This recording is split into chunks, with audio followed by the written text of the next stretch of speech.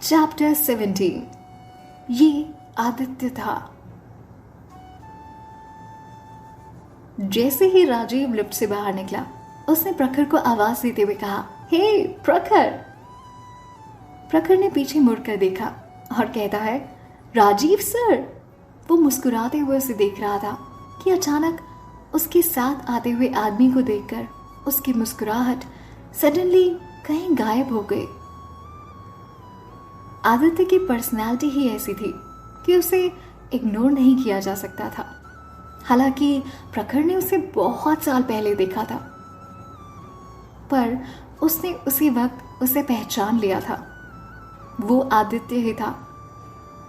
उसके पीछे उसका असिस्टेंट यानी कि स्पर्श मेहता आ रहा था, जिसे वो कुछ दिन पहले ही मिला था, जब स्पर्श तान्या को 1 करोड़ का चेक देने आया था। आदित्य ने उसे ध्यान से देखा। वो उसे बहुत जाना पहचाना सा लग रहा था।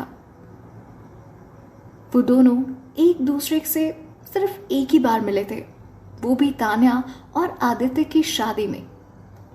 इतने सालों में प्रखर काफी बड़ा हो गया था, तो ये तो बहुत ही नेचुरल था कि आदित्य उसे एक बार में नहीं पहचान पाया। हालांकि स्पर्श ने उसे देखते ही पहचान लिया था। राजीव उतने में प्रखर के पास आता है, मुस्कुराते हुए उससे कहता है, तुम्हारी टाइमिंग हमेशा की तरह एकदम परफेक्ट होती है। प्रखर ने आदित्य को इग्नोर करते हुए सिर्फ राजीव पर फोकस किया और उससे बात करने लगा। वो कहता है, sir thank you so much. आपने मेरी हेल्प की। मुझे लाइब्रेरी में अच्छी बुक्स नहीं मिल पा रही थी, तो मैंने सोचा कि आपकी प्राइवेट लाइब्रेरी से ले लूं। तभी राजीव ने उससे जवाब दिया, अगर तुम मुझसे पहले ही ये मांग लेते तो मैं दे देता, पर एक बात कहूं, मुझे नहीं लगता कि तुम्हें अभी इन बुक्स की ज़रूरत है। आई गेस इन्हें पढ़ने के लिए तुम्हें थोड़ा टाइम लगेगा। प्रखर के लिए अब भी वो बुक्स बहुत ज़्यादा एडवांस लेवल की थी। प्रखर ये बात अच्छी तरह से जानता था कि अब इसे कुछ ना कुछ तो बोलना ही पड़ेगा। इसलिए उसने कहा, सर ये मेरे लिए नहीं, मेरी एक दोस्त के लिए चाहिए। वो इतनी इंटेलिजेंट है कि उसके लिए ना बेस्ट से भी काम नहीं चलता। तभी हैरान होकर राजीव ने उससे पूछा, 1 मिनट, तुम्हारी ये दोस्त है कौन? क्या ये वही है जिसने मिनी गेम का सॉफ्टवेयर बनाया था? प्रखर बड़े प्राउड के साथ कहता है, हाँ ये वही है।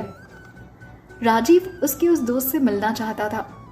आफ्टर ऑल वो उससे काफी इम्प्रेस था, इसलिए उसने उससे कहा, भाई ये है कौन? तुम्हें उससे एक दिन जरूर मिलवाना पड़ेगा। अगर प्रॉमिस करेगा तो ही ये बुक दूंगा। उसने मजाक में कहा।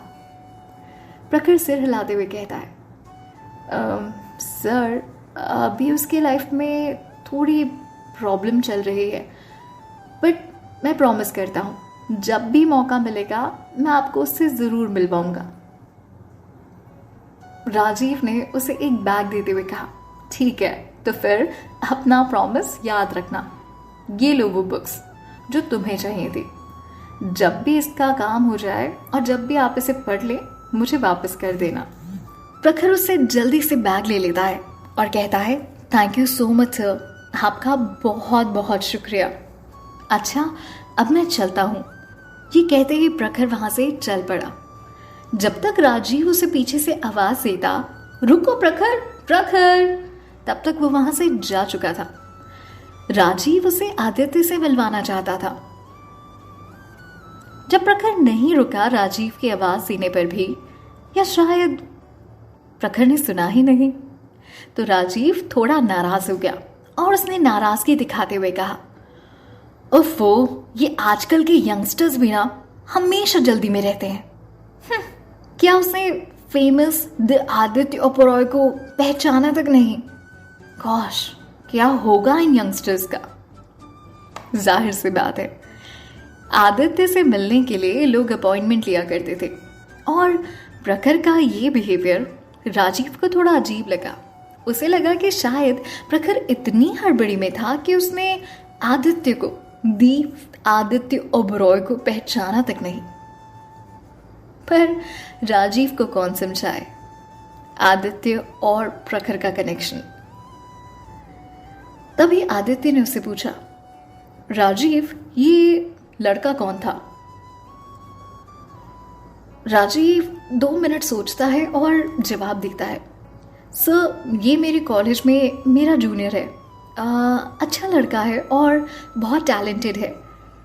मैं चाहता हूँ कि ये हमारी कंपनी ज्वाइन कर ले, क्योंकि थोड़ी सी ट्रेनिंग के बाद वो काफ़ी वैल्यूएबल साबित होगा। लड़का होनहार है तो हमारी कंपनी के लिए सही रहेगा। आदित्य ये सारी बातें इसलिए पूछ रहा था क्योंकि न जाने क्यों उसे वो कुछ जाना पहचाना सा लग रहा था। आदित्य को इस बात का यकीन था कि वो प्रखर से कहीं ना कहीं तो मिला है, बट कहाँ, कब और कैसे वो उसे याद नहीं था। तभी स्पर्श ने उनकी कॉन्वर्सेशन के बीच में हल्का सा हंसते हुए आदित्य से धीरे से कान में कहा, सर, ये प्रखर है। प्रखर? आदित्य नाम सुनकर सोचने लगा, जैसे उसने ये नाम पहले भी कहीं सुना था। तभी स्पर्श फिर से बोला, सर, ये तान्या मैम का कजिन है। तभी उसको सब कुछ याद आ गया। ये तो बहुत ही बड़ा कोइंसिडेंस था, बहुत ज्यादा बड़ा। आदित्य के लिए अब स्टोरी समझ पाना मुश्किल काम नहीं था। राजीव ने उनकी बात सुन ली थी, इसलिए उसने पूछा, ये तान्या मैम कौन है और आप प्रखर को कैसे जानते हैं? मुझे लगता है कि आप बोल सकते हो कि हम दोनों किसी तरह रिलेटेड हैं, पर मुझे उम्मीद नहीं थी कि आप दोनों एक दूसरे को जानते होंगे। I mean, मैं समझ नहीं पा रहा कि ये कैसे हुआ। राजीव को कुछ समझ में नहीं आ रहा था कि स्पर्श को कैसे पता कि प्रखर कौन है, और आदित्य कैसे प्रखर को जानता है इतने अच्छी तरह से कि सिर्फ नाम ही काफी है। तभी राजीव ने उससे कहा, सच में ये दुनिया बहुत छोटी है, ये बुक्स भी शायद आपको ही चूज करनी थी। मैंने सिर्फ तुम्हारी शेल्फ से कुछ बुक्स निकाल कर दी। आदित्य ने उसे जवाब दिया और उसके दिमाग में सिर्फ एक ही बात चल रही थी, आखिर ये बुक्स हैं किसके लिए?